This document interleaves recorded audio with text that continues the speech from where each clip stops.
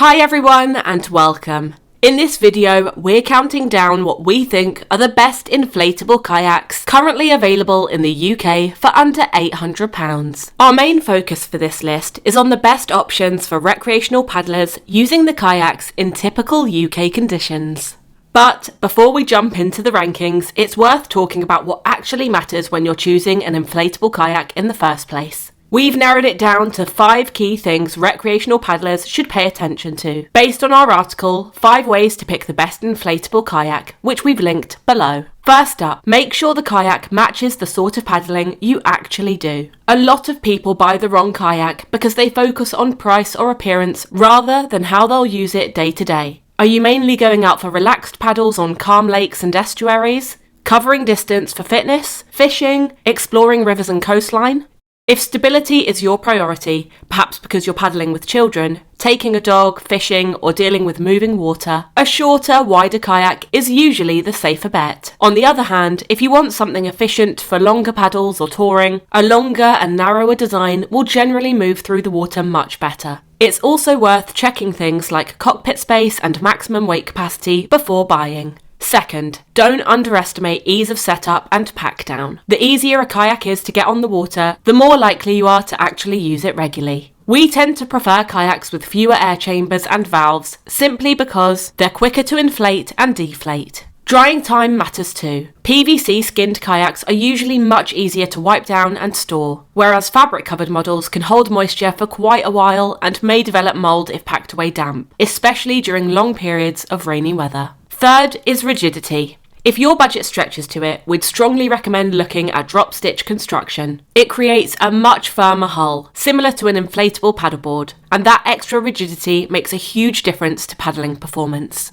A stiffer kayak flexes less, glides better, and generally feels far nicer on the water than softer entry-level designs. We explain the technology in more detail in our written guide if you'd like to dig deeper into that. Number 4, tracking and manoeuvrability. A lot of recreational inflatable kayaks have fairly flat hulls, so without a fin, they can wander around quite a bit while paddling. Good tracking becomes especially important if you're covering distance or paddling in wind. Features like pointed bow and stern shapes can help the kayak hold a cleaner line through the water as well. And a longer waterline will always track straighter than a shorter kayak. But there's a balance here. Kayaks designed to track extremely straight will be harder to turn, and can sometimes feel less nimble in tighter spaces or smaller rivers. And finally, overall weight and portability. One of the main reasons people choose inflatable kayaks is convenience, so there's no point buying something that's awkward to carry or difficult to store. Think realistically about lifting it into the boot of your car, carrying it to the water, or storing it at home.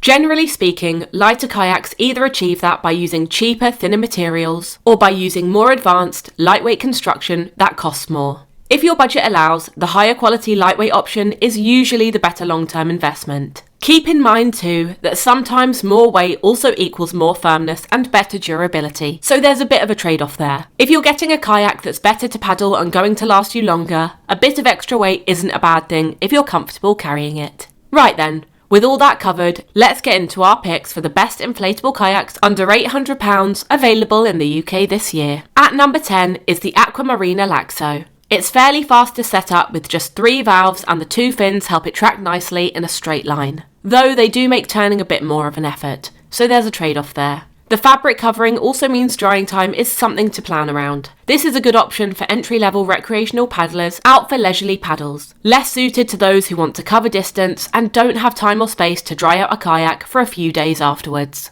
Number 9 goes to the Intex Challenger K1. It's extremely lightweight, budget-friendly and quick to get on the water. And once the fin's fitted, it actually holds a straight line better than you'd expect for something at this price point. That said, it is fairly cramped inside, doesn't offer much storage space, and its lower weight capacity won't suit everyone. The vinyl construction is also less durable and more prone to punctures than some of the more robust materials used elsewhere on this list. For occasional paddlers heading out for short, relaxed trips, it can do the job, but for most people, there are stronger all-round choices available. At number 8, the Itiwit Strenfit X500. A lot of people love this kayak for its performance-oriented design, speed, and reasonable price for a full drop-stitch kayak. But to be honest, in our testing, we found it very unstable and not particularly manoeuvrable. We'd recommend this one for experienced paddlers looking to exercise or cover distance in a straight line. But for most recreational paddlers, its lack of stability makes it less than ideal. At number 7 is the Aquaglide Deschutes 130. It's relatively light and is one of the simpler kayaks on this list to inflate and carry down to the water. The open cockpit gives it a roomy feel for a solo kayak, and its long waterline helps it track reasonably straight. The solid EVA floor, though, isn't as solid, for instance, as drop stitch floor, tending to bend around the paddler's weight and introducing drag. It's well suited for people who want something quick and easy to set up, less suited to those covering long distances or wanting that solid feel on the water. The Aquamarina Tomahawk Air K375 comes in at number 6. It's a full drop stitch hull, which gives it a really firm, responsive feel and makes it noticeably quicker through the water. It's a smart looking kayak with solid build quality. That said, we found it considerably less stable than the other models here, and with the mid-fin in, quite difficult to turn. So it's better suited for experienced paddlers doing mainly open, straight line paddling than recreation on narrower canals. At number 5, the Gumotex Twist 1. It's lightweight, durable and very easy to use, making it a strong all-round recreational kayak for lakes and rivers. It's not the fastest over long distances, but it's easy to manoeuvre and feels stable, especially in moving or choppier water. Best suited to regular paddlers or more varied conditions, rather than covering large distances on calm water, or those wanting a rigid, high-speed drop-stitch feel. Number 4. The Aquamarina Steam is a genuinely pleasant paddle, being stable and comfortable, and tracking well thanks to its 2 fins. We found the removable drop-stitch deck a bit fiddly. Lining it up correctly during inflation is important, so your kayak doesn't go wonky. The 2 fins do also limit how easily you can turn, so worth bearing in mind if you're paddling somewhere that requires a bit more agility. A great option for people seeking stability and comfort, less suited to those prioritising quick setup or paddling on narrower waterways. The Gumotex Swing 1 is number 3 on our list. It's a durable kayak that feels very solid on the water and handles moving water and inclement weather well with its enclosed deck. With a stable hull and a traditional, robust build, Gumotex does a great job of getting an I-beam floor to feel firm, but it's never going to have the same firmness as drop stitch, so loses out a bit on paddling efficiency. Also, consider if the drying times for the top deck fits into your lifestyle and available space. It's best suited to paddlers who want a tough, reliable kayak for rivers and mixed conditions, where control and durability matter more than speed or covering long distances on calm water.